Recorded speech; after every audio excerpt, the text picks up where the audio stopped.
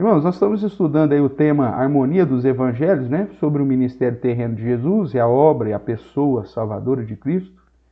E na sequência aí, nós vimos que dentro da seção dos ensinos de Jesus, o sistema de parábola era central, tanto para cumprir as profecias do Antigo Testamento. Jesus usa as parábolas porque era uma profecia que ele ensinaria dessa forma, como também num aspecto didático para os seus discípulos, para as suas ovelhas, para aqueles que ouviam a voz do pastor, e ao mesmo tempo esse ensino acabava sendo difícil para aqueles que não tinham a ação do próprio Deus, o entendimento do próprio Deus, em compreender o real sentido, né? Justamente porque usava de metáforas, figuras de linguagem, e aí tinha detalhes secundários que as pessoas geralmente alegorizavam e aí perdia o ensino. Lembrando que nós vimos que as parábolas têm, em especial, um ensino central apenas, tá bom? Nós vimos também que o ministério terreno de Jesus, ele foi desenvolvido em 3 áreas. Se você quiser relembrar, Mateus capítulo 4, verso 23,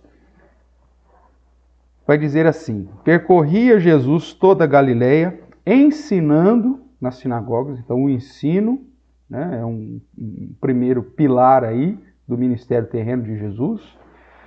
Pregando o evangelho do reino, então a pregação no sentido da revelação, né, era o segundo pilar, e curando toda a sorte de doenças e enfermidades entre o povo, ou seja, os sinais, os milagres também como característica aí do ministério terreno de Jesus, tá certo? Então, ele agiu de modo a cumprir aí os seus ofícios, né, utilizando-se da pregação, do ensino e dos milagres. No sentido da pregação, trazendo revelação, que é o que nós vamos trabalhar ainda a partir da semana que vem. A questão do ensino, a ideia do discipulado, né, de trazer luz a todas as profecias messiânicas do Antigo Testamento e discipulado dos seus seguidores. E através dos sinais e milagres, também revelando a respeito da sua pessoa. Isso nós já estudamos, ok? Se você quiser aí dar uma olhadinha, é só procurar lá na playlist, lá no canal da Igreja Presbiteriana Reformada, que tem lá na Escola Dominical, então, as aulas da harmonia do Evangelho, né?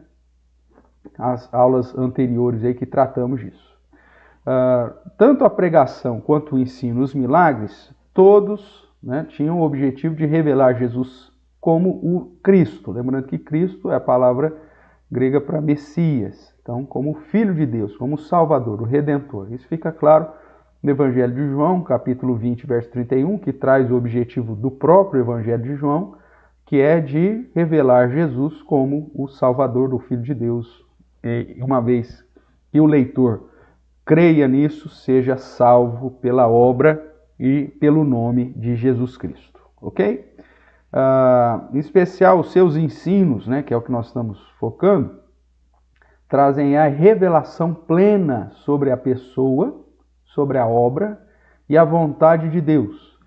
E esses ensinos tinham um objetivo de trazer discipulado e conteúdo e conhecimento mais propriamente para os seus discípulos. Aqui em Mateus, capítulo 13, quando ele coloca aí a parábola do semeador, lá no verso 10, vai dizer: então se aproximaram os discípulos e lhe perguntaram: por que eles falas por parábolas? E aí ele vai responder, né, que era justamente para que o seu ensino ficasse claro para os seus, e aqueles que não eram das suas ovelhas acabavam não tendo entendimento aí do verdadeiro ensino. Então, o objetivo de falar por parábolas era tornar claro o ensino para os discípulos e, ao mesmo tempo, obscuro para aqueles que não tinham Jesus como o Messias, como o Cristo.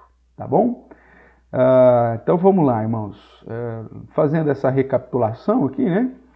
Então aí nós começamos focando os ensinos de Jesus, já falamos dos milagres, sinais, falando agora dos ensinos, entramos nesse método que Jesus utilizou durante todo o seu ministério, que são as parábolas. E o que são de fato parábolas? Então nós já definimos isso, vamos relembrar.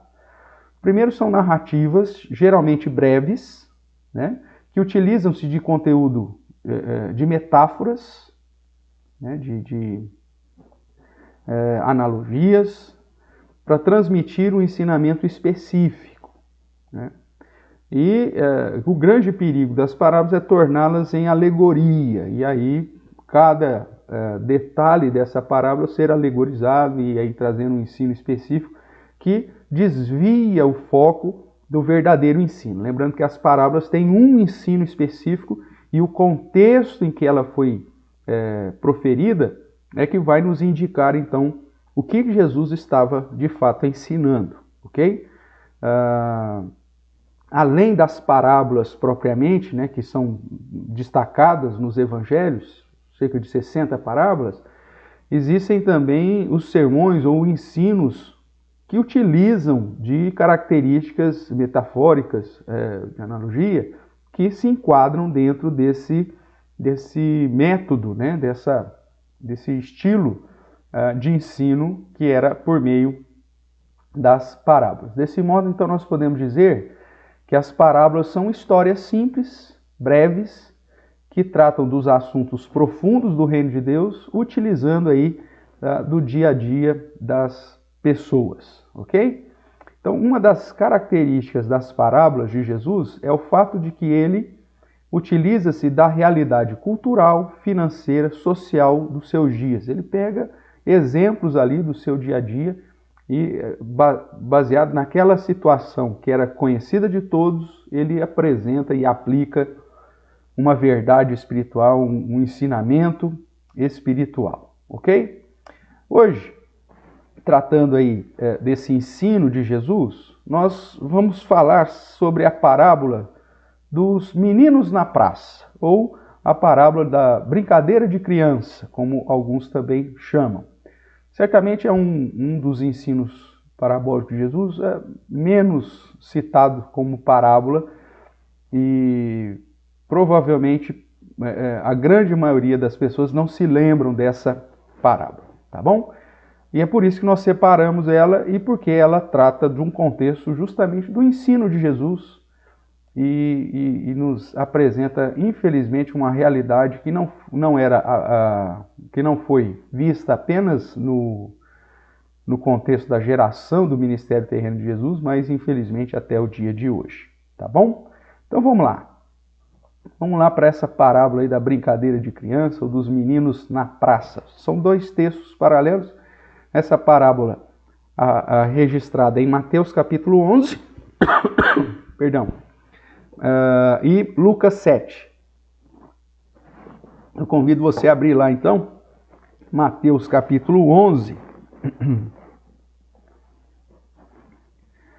A parábola propriamente vai ser dada do verso 16 ao verso 19, e o contexto se dá aí a partir do verso 7. Então eu vou ler do verso 7 já para que você se inteire aí do contexto, que é justamente o caminho das pedras para compreendermos o ensinamento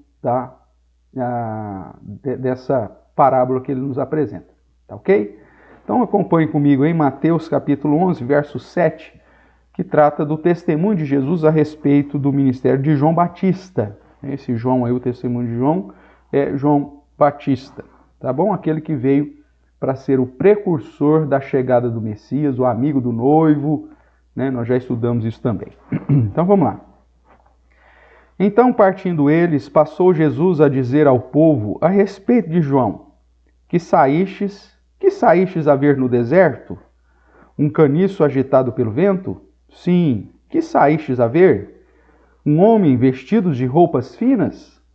Ora, os que vestem roupas finas assistem nos palácios reais. Mas para que saístes? Para ver um profeta?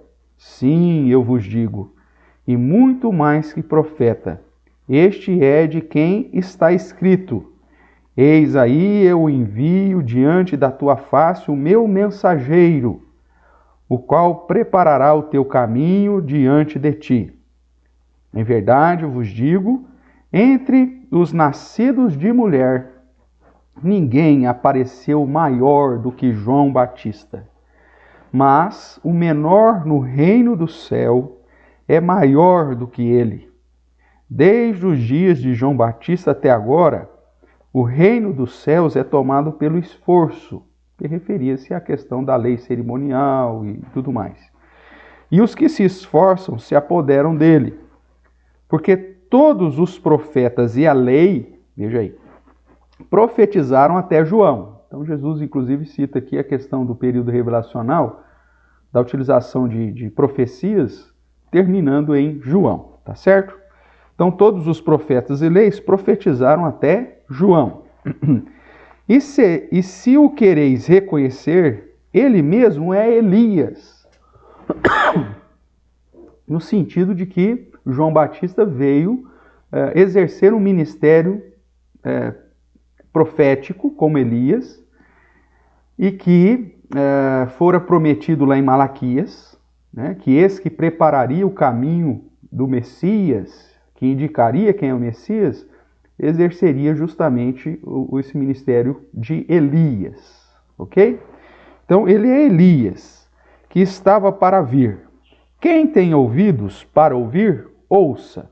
Aí ele traz a parábola, que é o nosso foco de estudo aqui. Mas a quem hei de comparar essa geração? E aí ele diz: é semelhante a meninos que sentados nas praças gritam aos companheiros: nós vos tocamos flauta e não dançastes, entoamos lamentações e não pranteastes. Pois veio João, que não comia nem bebia, e diziam: tem demônio. Veio o Filho do Homem, uma expressão aqui messiânica, né, que aponta para Jesus, que come e bebe, e dizem: eis aí um glutão e bebedor de vinho, amigo de publicanos e pecadores. Mas a sabedoria é justificada por suas obras. Ok? Vamos ver as diferenças aí relacionadas nessa harmonia do Evangelho agora com Lucas. Lucas capítulo 7, do verso 31 a 35. Você vai ver aqui que do verso 24 de Lucas 7 é o mesmo contexto. Jesus dando testemunho a respeito de João Batista. Tá? Então, vamos lá.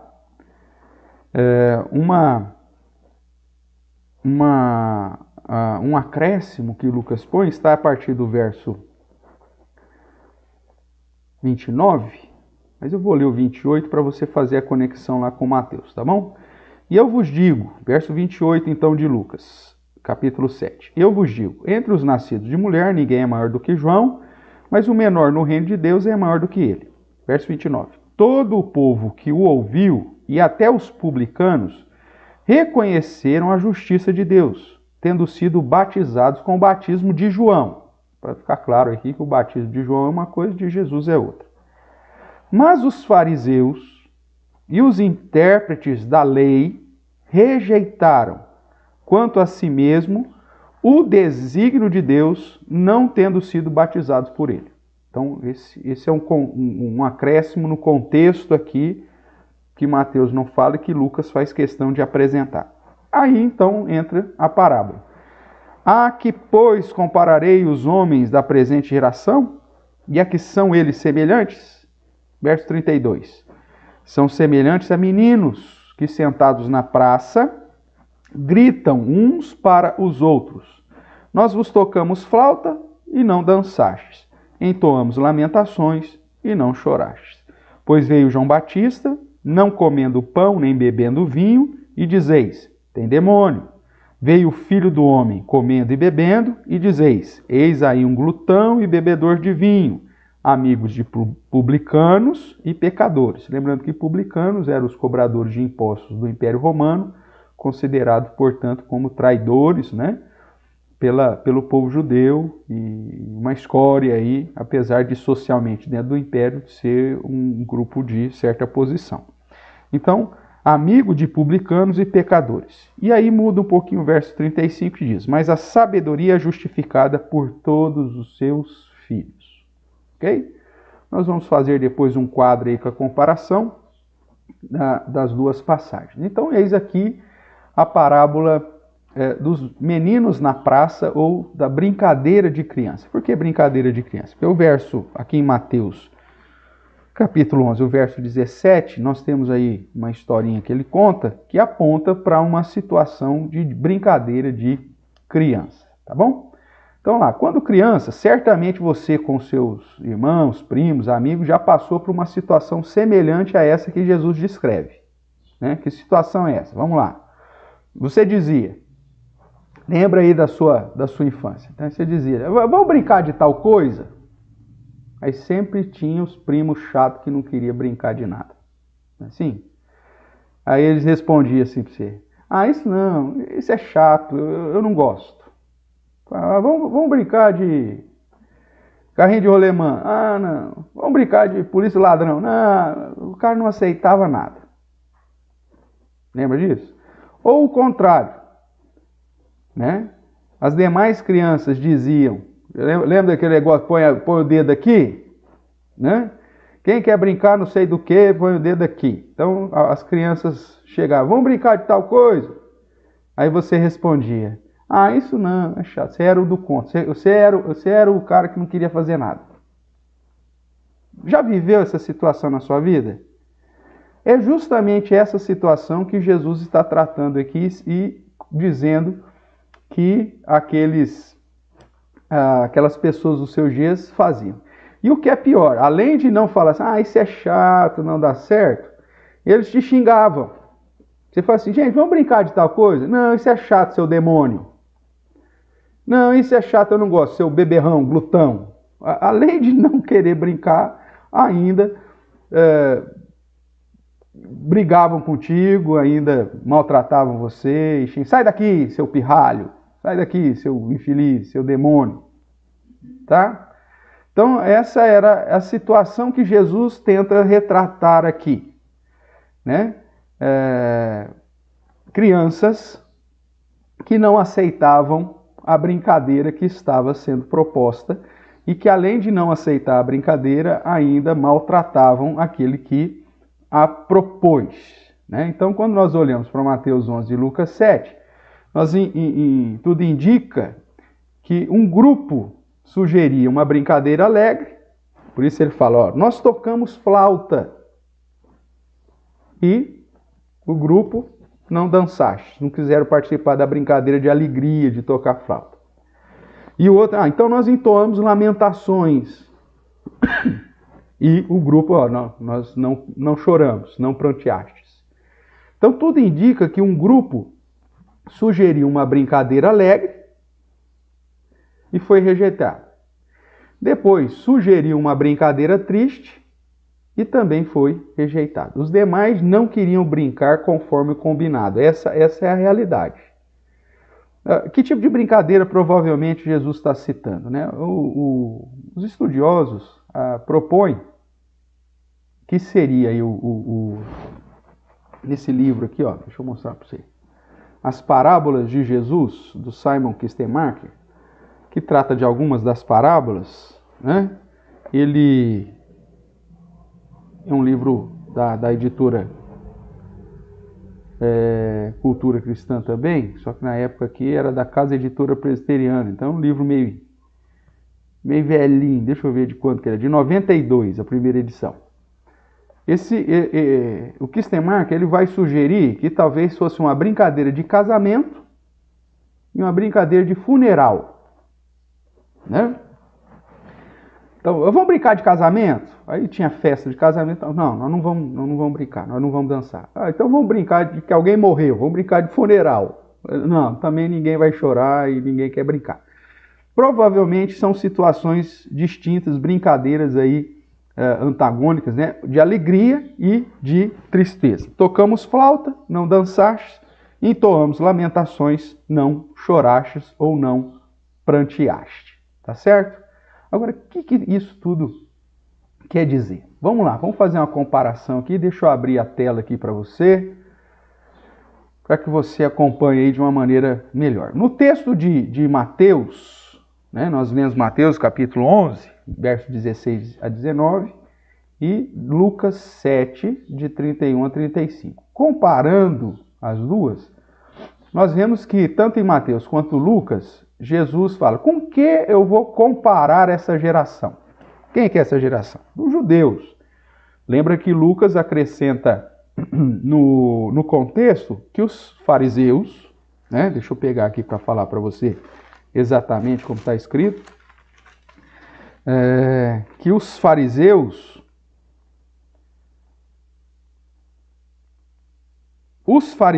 e os intérpretes da lei rejeitaram. Então, com quem eu vou comparar a presente geração? É a pergunta que Jesus faz aqui para iniciar, né? A que, pois, comparareis os homens dessa geração? A que são eles semelhantes? Né? Mas a quem hei de comparar esta geração? Ele vai dizer em Mateus. Então, tanto em Mateus como em Lucas, o que motivou a parábola é uma comparação com a presente geração dos judeus, focando os fariseus e os intérpretes da lei que estavam rejeitando aí os ensinos de Jesus, e em especial o batismo de João Batista. Eles estavam rejeitando João e, consequentemente, o próprio Cristo, porque João veio preparar o caminho, né? João veio preparar o caminho do Messias. Então, rejeitando o ministério de João Batista, eles estavam automaticamente rejeitando o ministério de Jesus Cristo.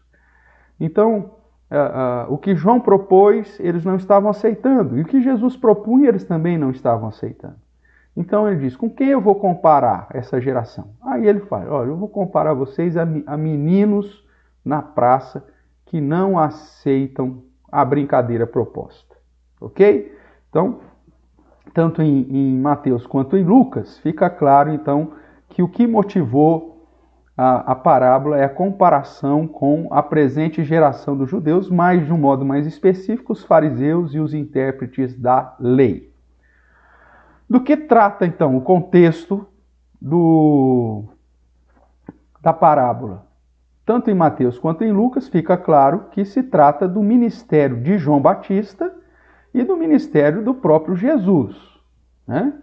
Isso também é dito lá em Lucas, porque o verso 33 de Lucas e o verso 18 de Mateus 11, a partir desses versos, vai dizer, ó, porque João Batista veio, não comendo nem bebendo, e vocês dizeis, tem demônio. E o filho do homem, a expressão filho do homem aponta aqui para Jesus, ok? E veio Jesus comendo e bebendo, dizer, é glutão e bebedor de vinho. Então, o contexto para trazer essa parábola é o ministério de João Batista e o ministério de Jesus. Ou seja, rejeitaram tanto o ministério de Jesus quanto o ministério de João Batista. Ok? Então, o contexto é a rejeição do ensino de João, do ensino de Jesus. É a rejeição de que João era o mensageiro, o cumprimento profético daquele que viria preparar o caminho do Senhor. E de que estavam, em consequência, rejeitando o próprio Messias, rejeitando o Filho do Homem, rejeitando aquele que era o Redentor, o Salvador, o próprio Cristo. Ok? Então esse é o contexto que conduziu essa mensagem, né? O desprezo, a rejeição do ministério de João Batista e o ministério de Jesus. E aí a conclusão do ensinamento, há uma diferença aqui, vamos abrir aqui novamente para você acompanhar, que Mateus vai dizer lá no verso 19, mas a sabedoria é justificada por obras. E Lucas vai dizer, mas a sabedoria é justificada por todos os seus filhos. Então há uma diferença aqui na harmonia dos evangelhos que foca em Mateus a resposta ao ministério de João e ao ministério de Jesus, né? Ou seja, como que eu sei que o ministério de João e o ministério de Jesus é de Deus? Através das obras, né? É sabedoria que vem de Deus por conta daquilo que é feito. Lembra daquela situação onde os fariseus chegaram para Jesus e falaram assim, quem te deu autoridade para pregar e para fazer aquilo que você faz? Aí Jesus fala assim, eu vou te responder isso, desde que vocês me respondam. De quem era a autoridade de João Batista? E aí os fariseus se juntaram lá, né, e falaram assim, puxa vida, e agora? Se a gente fala aqui de João Batista é autoridade vinda de Deus, ele vai falar, então por que vocês não creram na mensagem de João Batista e receberam o batismo de João Batista? E se a gente fala que João não tinha autoridade nenhuma, o povo inteiro acredita que João Batista é um profeta, esse povo vai nos linchar, esse povo vai se levantar contra nós. E aí então os fariseus chegam para Jesus e falam, nós não sabemos a resposta. Aí Jesus fala, então já que vocês não sabem a resposta, eu também não me sinto obrigado a te responder a pergunta que vocês fizeram. E fica por isso mesmo. Então veja, a obra de João Batista e a obra de Jesus é demonstrada, é referendada, é justificada por aquilo que eles fazem. A mensagem de João confirmava que ele tinha autoridade do próprio Deus. A mensagem de Jesus e a obra de Jesus confirmava que ele era o próprio Messias. E na visão de Lucas, essa sabedoria ou todo o fruto do ensinamento de João e de Jesus era justificada por todos os filhos, por aqueles que ouviam a mensagem, por aqueles que se achegavam e aceitavam João como um profeta de Deus e Jesus como o Messias. Ou seja, o fruto, as obras desse ministério, tá certo? Então, mesmo que haja essa diferença aí, nas palavras finais aqui da conclusão da parábola, o foco é a aceitação do ministério tanto de João quanto de Jesus para aqueles que foram chamados pelo o próprio Deus para a sua própria glória. Tudo bem? Feito essa comparação, então, irmãos, vamos entender um pouquinho mais dessa parábola, o ensino central, né, da parábola dos meninos, da parábola aqui da brincadeira de criança. Ok? Vamos lá, então. Deixa eu mudar aqui o slide. Pronto. Quanto da afirmação final, né, como nós já falamos agora, sobre a sabedoria, tanto em Mateus quanto Lucas apontam para o resultado, para o fruto, para as obras ou os filhos. Né?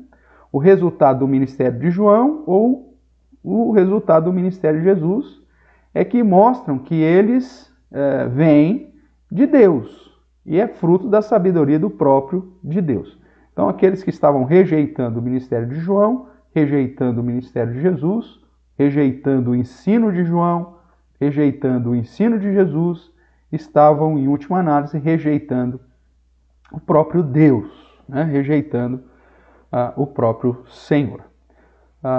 Olhemos, então, de um modo mais claro aí para o contexto, né? Nós já lemos aqui em Mateus, do verso 7 ao verso 15, e Lucas também do verso 24 a 30. Então vamos lá. Olhando para o texto e o seu contexto, nós vemos aí que o foco está no ministério de João e de Jesus. Observa, olhando aqui para Mateus, vamos pegar aqui, ó. Voltando até um pouquinho, capítulo 11, verso 2.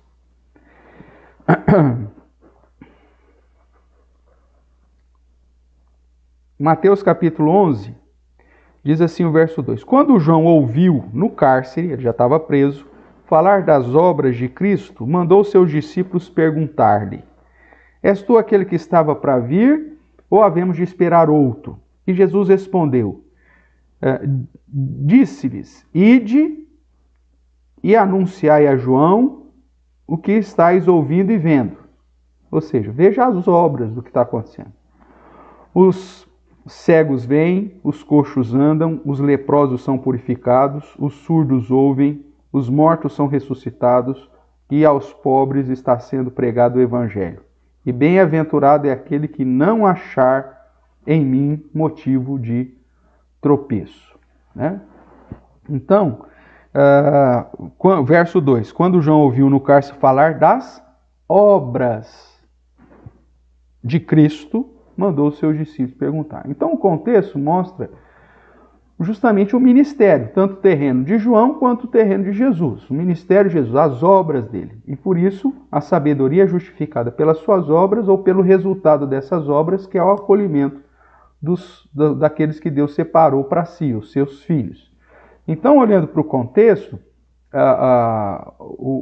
tudo está falando sobre o ministério terreno, tanto de João quanto de Jesus. Né? No verso 4, mais uma vez, Jesus, então, anunciais a João o que estáis ouvindo e vendo. Veja o fruto, o resultado das minhas obras. E aí ele pontua tudo aquilo que estava sendo feito, a pregação para os pobres, a manifestação das curas, dos sinais. Então o contexto é o ministério, tanto de João quanto o ministério de Jesus. A partir do verso 7, que nós já lemos, Jesus aponta então para as obras de João. E as obras que o menor no reino dos céus também iria fazer. Então o contexto aqui é o ministério, é a obra, aquilo que estava fazendo, tanto João quanto Jesus. Tá certo? O contexto então são as realizações ministeriais de Jesus e João Batista, que os judeus, em especial os fariseus e os intérpretes da lei, ou seja, o pessoal, né, da nata religiosa, estavam rejeitando. Então esse é o contexto. Vamos lá, ainda olhando aí para o texto e seu contexto, logo nós podemos traçar aí o seguinte entendimento. Primeiro, a geração dos judeus, que é o que ele diz no verso 16, né? A quem hei de comparar esta geração? Quem que é essa geração? É a geração dos judeus, a geração daqueles que estavam vivendo ali o ministério terreno, tanto de João Batista quanto de Jesus. Eles são comparados, essa geração dos judeus, os meninos na praça que rejeitaram o que João fez e que rejeitaram o que Jesus estava fazendo. Ou seja, rejeitaram a proposta de João e rejeitaram a proposta de Jesus. E aí nós temos essa questão aí do lamento e a questão da alegria e salvação. Quando você vai olhar para a mensagem de João Batista, a mensagem de João Batista era extremamente de lamento, de tristeza. Então a ideia é, entoamos lamentações e vocês não choraram. João diz, arrependei-vos, rasgai o vosso coração, se humilhar na presença de Deus. Por isso ele apresentou o batismo de arrependimento, batismo de remissão de pecados, para lavar os pecados. Arrependei-vos, lavai-vos, purificai-vos. Essa era a mensagem de João. Uma mensagem de confronto e que exigia tristeza, exigia lamento. Então a ideia aqui, no verso 17 de Mateus 11, entoamos lamentações e vocês não quiseram chorar. Quando João apresentou uma mensagem de lamento, para você se arrepender, para você se entristecer, para você, em contrição e confissão, pedir perdão a Deus pelos seus pecados e aí receber o batismo de lavagem, que significava a limpeza, a purificação dos seus pecados, vocês não quiseram participar disso, né? Os principais líderes judaicos, religiosos, os fariseus, intérpretes da lei, não aceitaram o ministério de João, que era um ministério que apontava para o lamento. É hora de se arrepender, se preparar. Eis que o reino dos céus está próximo, arrependei-vos e crede. Né? Ou seja, era uma mensagem de lamento. E a mensagem de Jesus, olha, eu vim buscar e salvar o perdido. Quando o Filho do Homem vem, a alegria, né, reina, porque a salvação chegou. Em vários momentos é dito, olha, quando um pecador se arrepende, há alegria no céu, né, pela alma de alguém que foi salvo. Né? Então talvez você tenha aqui uma expressão clara disso, quando em Lucas fala de Zaqueu, né? Jesus falando, hoje houve salvação nessa casa, pois também este é filho de Abraão, porque o Filho do Homem veio buscar e salvar o perdido. Então, uma mensagem de restauração, de reconciliação, de amor, perdoando os pecados, perdoando as nossas falhas. E aí Jesus então, olha, tocamos a flauta e vocês não quiseram dançar. Nós propusemos uma situação de alegria, de salvação, e vocês rejeitaram. Propusemos uma situação de lamento, de arrependimento, e vocês não quiseram chorar, vocês rejeitaram. Então, a parábola aponta para a rejeição daquela geração de judeus quanto à proposta de João e quanto à proposta do ministério terreno de Jesus. João propondo aí o lamento, e eles não quiseram chorar. Jesus propondo alegria e salvação, e eles não quiseram se alegrar, ou eles não quiseram dançar. Tudo bem? Vamos caminhar mais um pouquinho aqui. Olhando ainda para o texto e o contexto agora de Lucas, né, para reforçar aí e trazer mais detalhes sobre essa situação. Então, em Lucas, nós vemos o mesmo contexto, que é Jesus referendando aí as suas obras, né? É a mesma situação, o paralelo é idêntico, e, ao mesmo tempo, Jesus referendando o ministério de João. Então, a diferença que temos aqui em Lucas é que o autor diz que Jesus mostrou as suas obras para João ao vivo, né? Verso 22,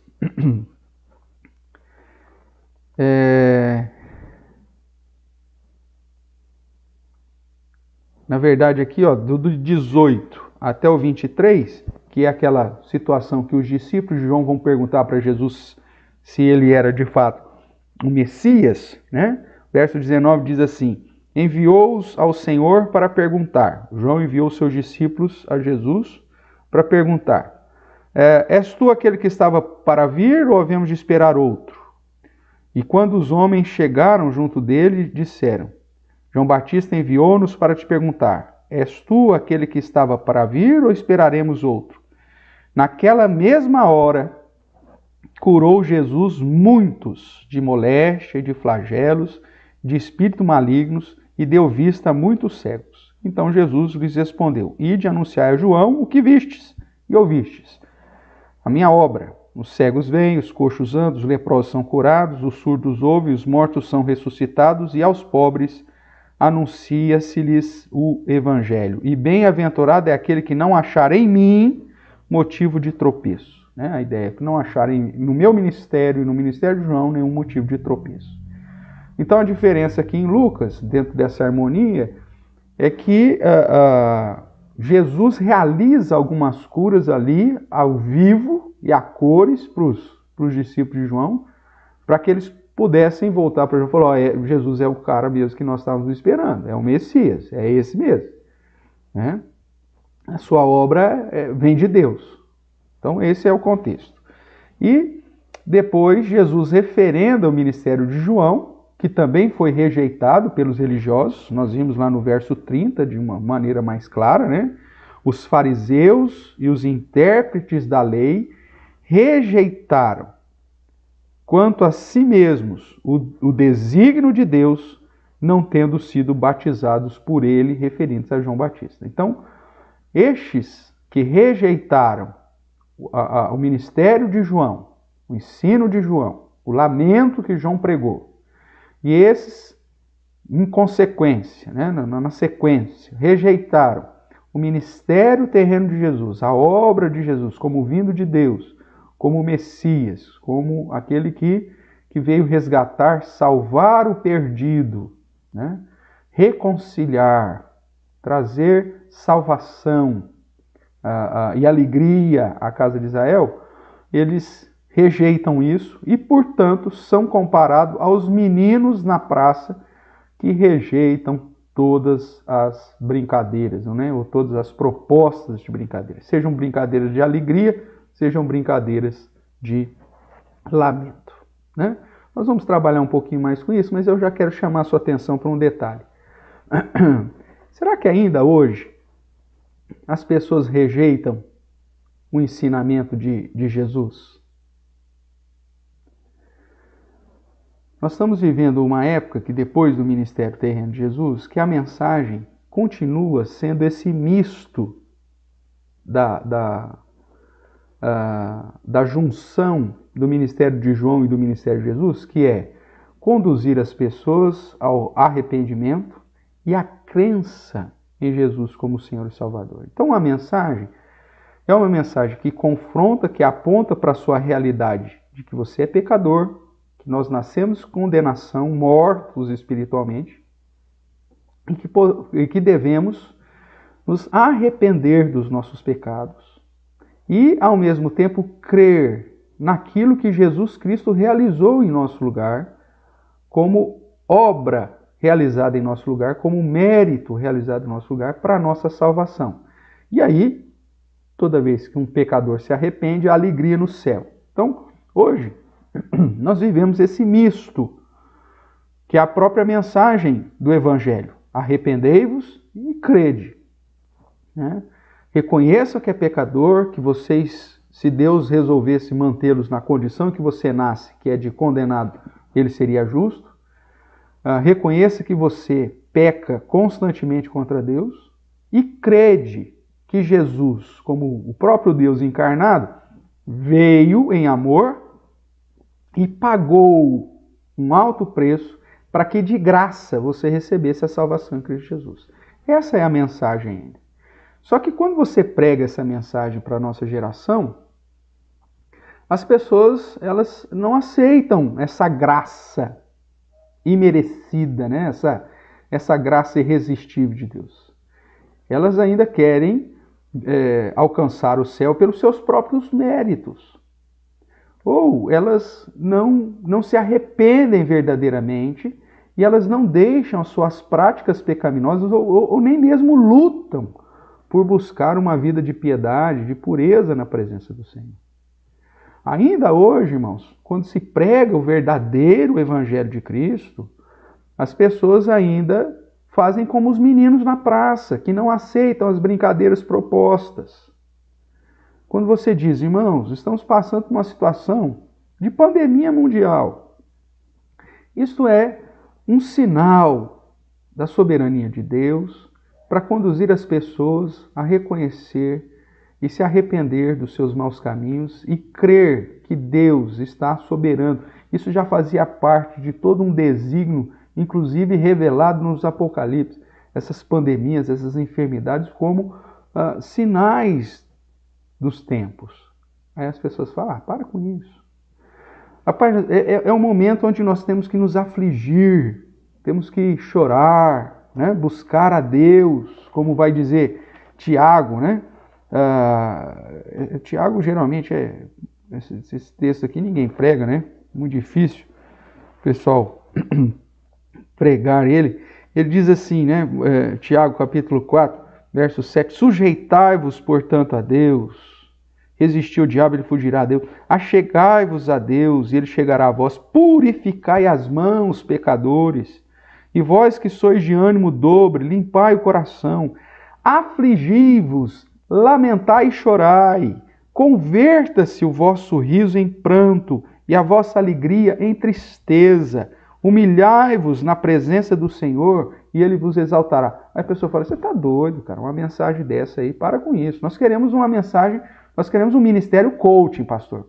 Pastor que vem aqui só levantar o nosso, e aí usa até nesse sincretismo religioso, né? Para levantar o nosso astral, como se crente tivesse astral. Né? Precisamos de um pastor que venha nos motivar. A vida já é tão difícil, queremos um animador de auditório, ou pessoas que não pregam contra o pecado. Nossa vida já é tão complicada, o senhor vai falar sobre pecado, sobre afligir, lamentar, chorar, humilhar na presença de Deus. E é isso, nós somos filhos do rei, nós temos que nos exaltar, ostentar as bênçãos de prosperidade que Deus nos dá, para as pessoas verem o quanto nós somos abençoados. Veja, a geração de hoje também não aceita a mensagem que deve ser pregada. A mensagem que é um misto de lamento e alegria. De se arrepender para ter vida. De se humilhar para ser exaltado. Né? Elas querem uma mensagem híbrida, uma mensagem que despreze as questões de lamento, que focam alegria, independente da sua postura. Deus vai me abençoar apesar de mim mesmo, apesar do meu pecado, e mesmo eu vivendo na prática do pecado. Mas não é essa a mensagem do verdadeiro evangelho. Né? Você pega aqui em João,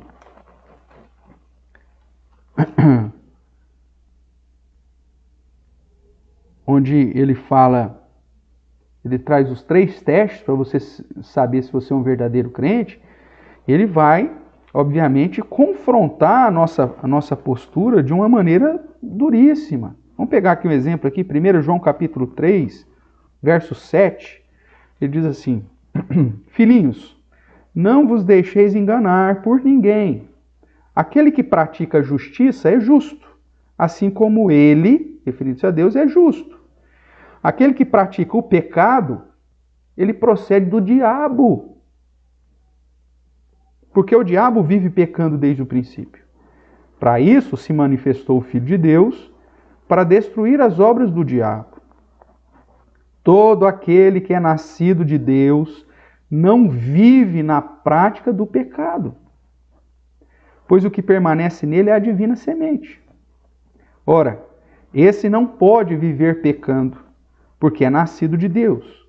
E nisto são manifestos os filhos de Deus e os filhos do diabo. Todo aquele que não pratica justiça não procede de Deus, nem aquele que não ama o seu irmão. Veja, aqui é uma distinção entre filhos de Deus e filhos do diabo. Se você não vive uma vida de acordo com a justiça, com os ensinamentos propostos pela palavra do Senhor, meu amigo,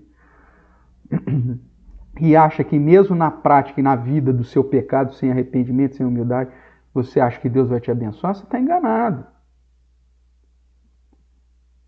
A palavra do Senhor ainda hoje exige de você arrependimento e fé. Arrependei-vos e crede. A proposta do ministério e do evangelho ainda é uma proposta de alegria pela salvação, mas de lamento pelo pecado, de arrependimento. A mensagem ainda está pautada no arrependei-vos e crede. E isso deve exigir mudança de vida da sua parte, crença. Só que as pessoas não querem ouvir essa mensagem. Se você traz uma mensagem que diz que a pessoa precisa se arrepender e mudar de vida, e não entender o evangelho segundo a sua própria cabeça, mas de acordo com a concordância de toda a Escritura, o cara fala, não quero, vou procurar outra igreja, vou procurar outro pastor. Porque esse pastor só fica dando burdoada na gente, rapaz. Só fica falando que não deve fazer. Meu amigo, esse mundo aqui é isso.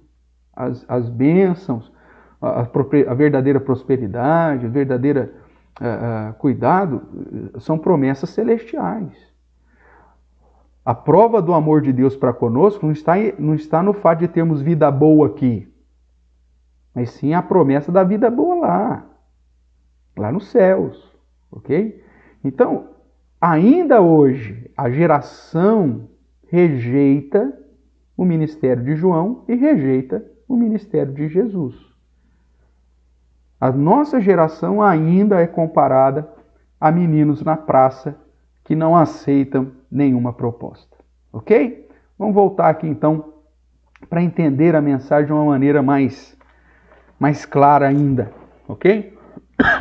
Para aqueles que têm aí a Bíblia de Genebra, eu fiz questão de citar aqui como que ela trata esse ensinamento parabólico, né, de parábolas, com a junção dos comentários tanto de Mateus quanto de Lucas. Tá? Em Lucas ele vai dizer assim, vou abrir aqui para que você possa acompanhar melhor na sua tela aí. Então a Bíblia de Genebra, no comentário, vai dizer assim, Jesus compara aquela geração com crianças brincando que às vezes rejeitam qualquer brincadeira que alguém pode sugerir. Ok? Então, é a turma da rejeição.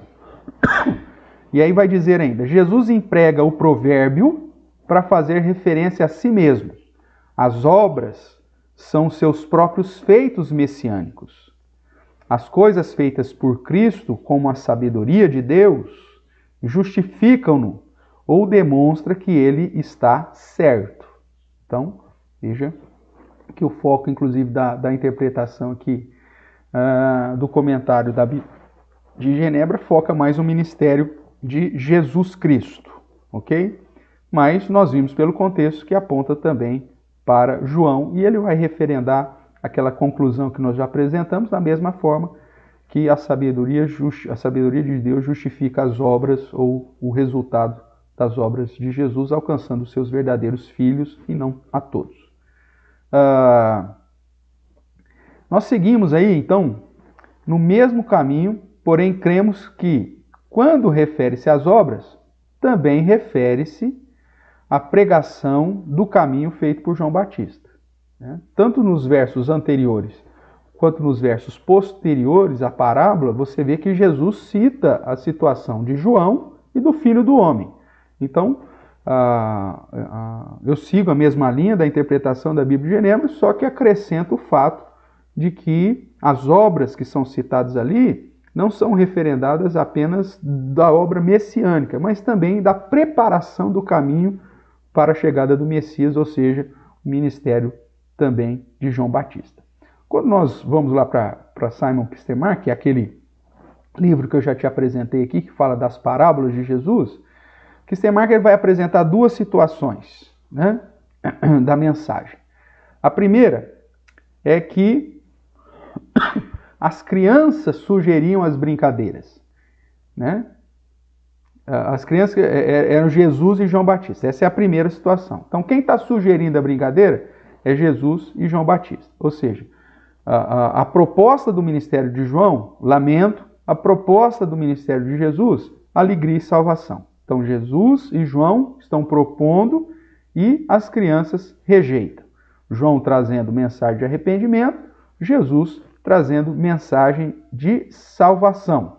E a geração, os judeus, os religiosos, rejeitando isso. Então, essa é a primeira possibilidade que Kistemaker apresenta. Ok? A segunda é que as crianças que sugeriam as brincadeiras eram judeus. Ok? Então, nessa segunda possibilidade, os judeus queriam que João vivesse uma mensagem de alegria e que Jesus vivesse uma mensagem de lamento. Segundo Kistemaker, ele vai dizer o seguinte: quando nenhum dos dois, João e Jesus, viveu conforme a expectativa desses judeus, eles se queixaram dizendo, né? Disseram a João, não dançastes, e a Jesus, não chorastes. Então essa é a linha que Kistemaker defende aqui no livro As Parábolas de Jesus. Eu sigo mais a primeira possibilidade. Apesar de Kistemaker defender aqui que quem estava propondo a brincadeira eram os judeus que queriam que o ministério de João não fosse tão duro e que o ministério de Jesus não fosse tão alegre, né? Eu sigo a primeira possibilidade. Por quê? Porque a palavra de Deus que é rejeitada, a mensagem que é rejeitada. E quem propõe a palavra e a mensagem é o próprio Deus. Não são as crianças, no caso os judeus, que falam assim, traga uma mensagem de alegria, e João traz uma mensagem de lamento. Traz uma mensagem de lamento, e Jesus traz uma mensagem de alegria. Não, a mensagem parte de Deus.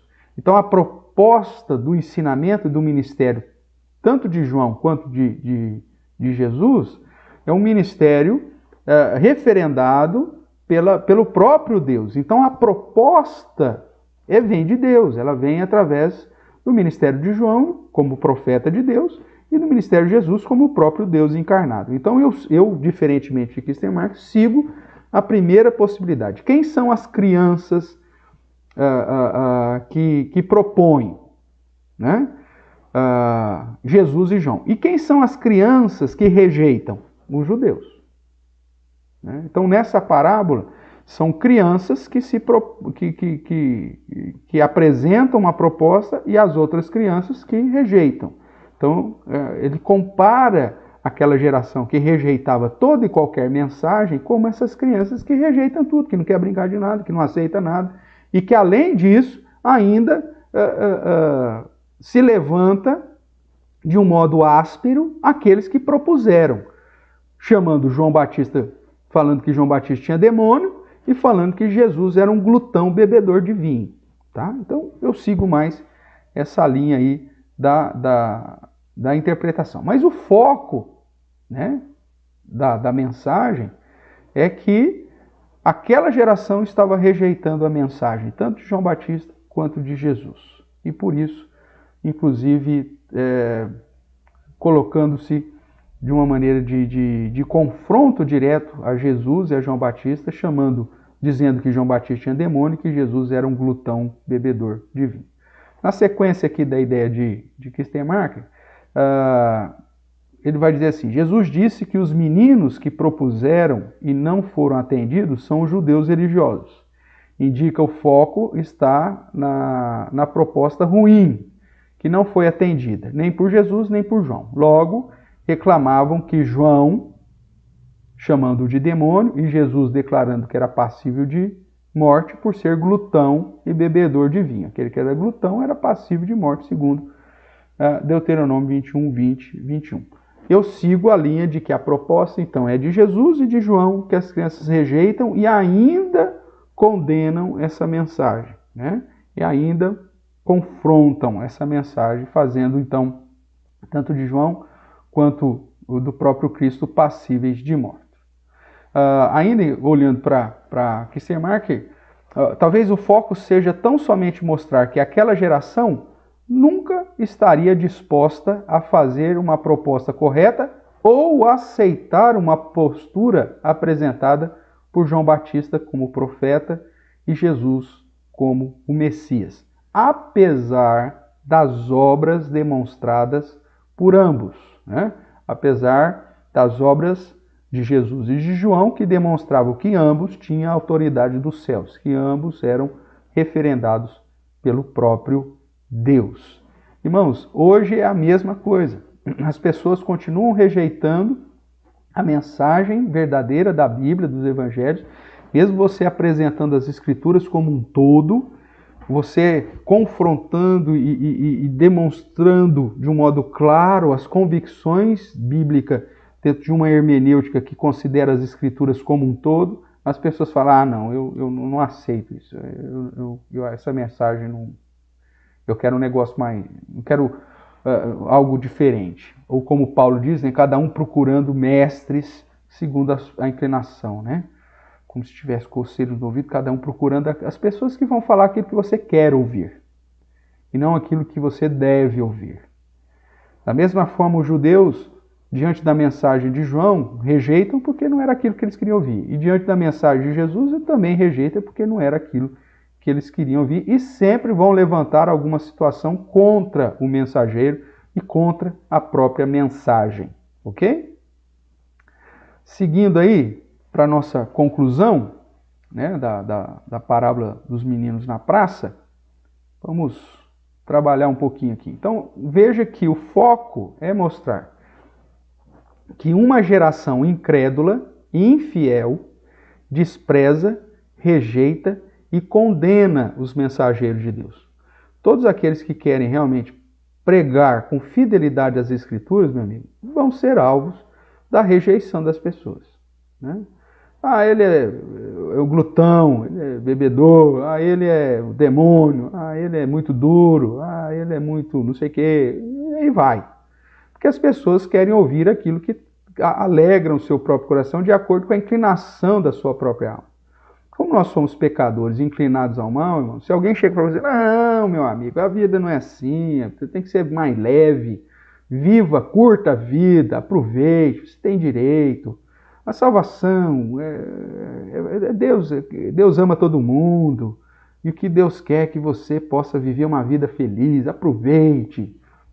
Essa é uma mensagem que todo mundo quer ouvir, né?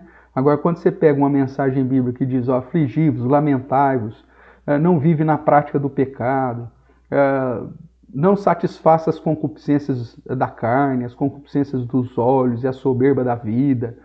Quando você traz mensagens que confrontam a inclinação natural do nosso coração, as pessoas tendem a desprezar, a rejeitar e inclusive condenar os mensageiros. Quem que ele está pensando que ele é?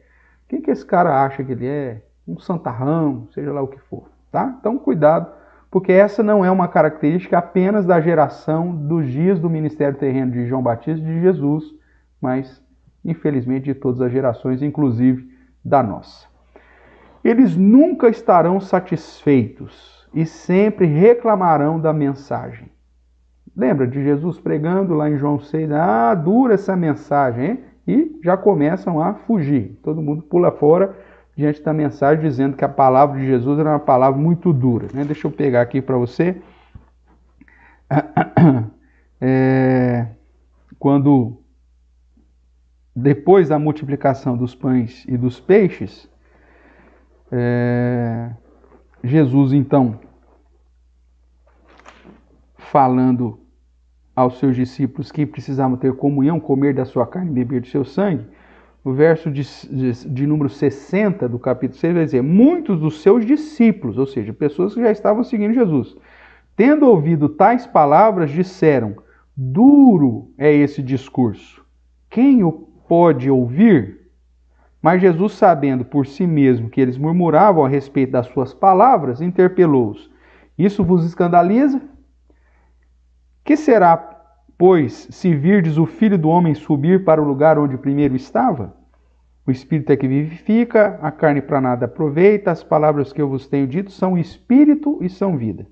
Contudo, há descrente entre vós, pois Jesus sabia, desde o princípio, quais eram os que não criam e quem o havia de trair. E prosseguiu. Por causa disso é que vos tenho dito, ninguém poderá vir a mim se pelo Pai não lhe for concedido. À vista disso, muitos dos seus discípulos o abandonaram e já não andavam com ele. Ok? Então veja, dentro do próprio ministério terreno de Jesus, o ensinamento que Jesus apresentava, muitos reclamaram da sua mensagem e fugiram, se apartaram, porque queriam uma mensagem simplesmente que agradasse o seu coração. Independente aí da interpretação da linha lá da parábola dos meninos da praça, se quem propôs é o judeu ou Jesus, eu já transpareci aqui a minha inclinação, seja como meninos que sempre propõem a brincadeira escusa ou como meninos que nunca aceitam a brincadeira proposta, a geração presente, ela sempre vai reclamar da mensagem da verdade, da mensagem do verdadeiro evangelho. O verdadeiro evangelho, irmãos, ele confronta, ele não agrada. Ele diz que você é pecador, ele diz que você é miserável, ele diz que você não consegue salvar a si mesmo. Ele diz que é necessário a graça de Deus te alcançar mediante a obra que Jesus Cristo realizou em nosso lugar. Isso nos faz de nós impotentes diante da salvação. A gente não pode comprar essa salvação. Não é pelos nossos méritos que nós vamos alcançar essa salvação. Isso confronta, porque a gente fica solto. A salvação não está nas minhas mãos. E isso, de certa forma, me tira a segurança e eu não quero. Né? Eu preciso ter o controle das coisas. E a mensagem do Evangelho mostra que é o contrário. Essas pessoas que rejeitam e que reclamam da mensagem nunca reconheceram, principalmente a obra de Jesus Cristo, e não alcançarão a sabedoria de Deus. As pessoas que estão atrás de uma mensagem diferente da verdadeira mensagem do Evangelho, que apresenta a necessidade do arrependimento e fé, e que apresentam Jesus como o único e suficiente Salvador, o único meio para chegar a Deus, o único mediador, que rejeita que os méritos humanos possam te levar para o céu, esse tipo de mensagem, a maioria das pessoas não aceita e vão reclamar dessa mensagem, infelizmente.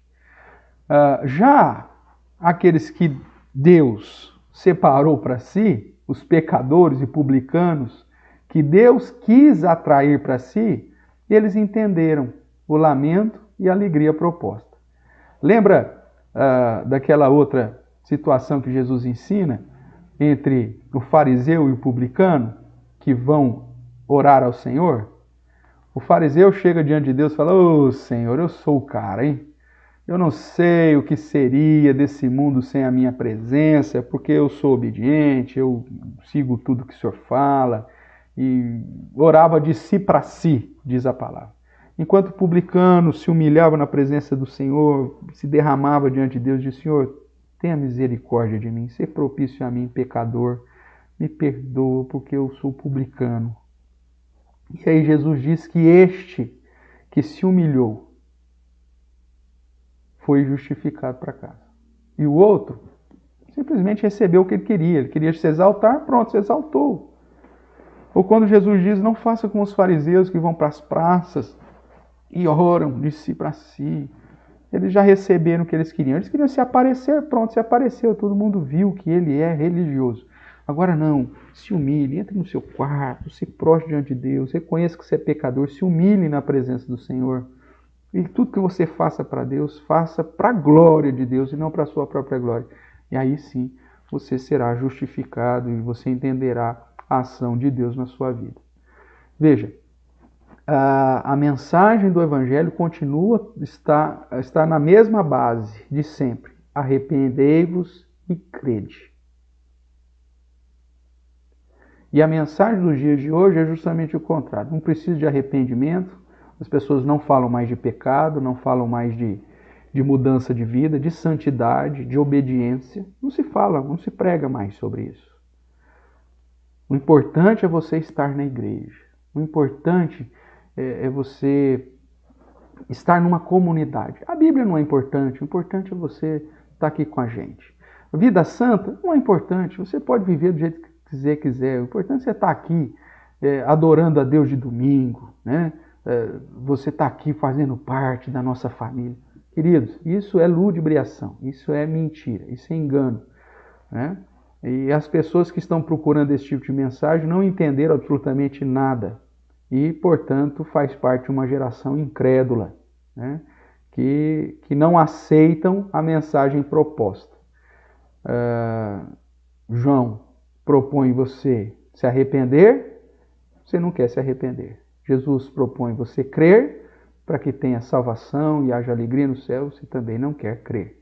Você quer viver de acordo com a sua vontade. Cuidado para não ser comparado, portanto, a essa geração de meninos na praça, que rejeitam toda e qualquer mensagem, toda e qualquer proposta vindo de Deus, mas que você possa, de fato, se humilhar na presença do Senhor, reconhecendo Jesus como o Messias, como o Salvador, aquele que veio para resgatar, com a mensagem, sim, de reconciliação, com a mensagem de salvação, mas uma mensagem essa que não despreza a necessidade do arrependimento e da fé. Que Deus tenha misericórdia, né, de nós e que nós possamos aí crescer.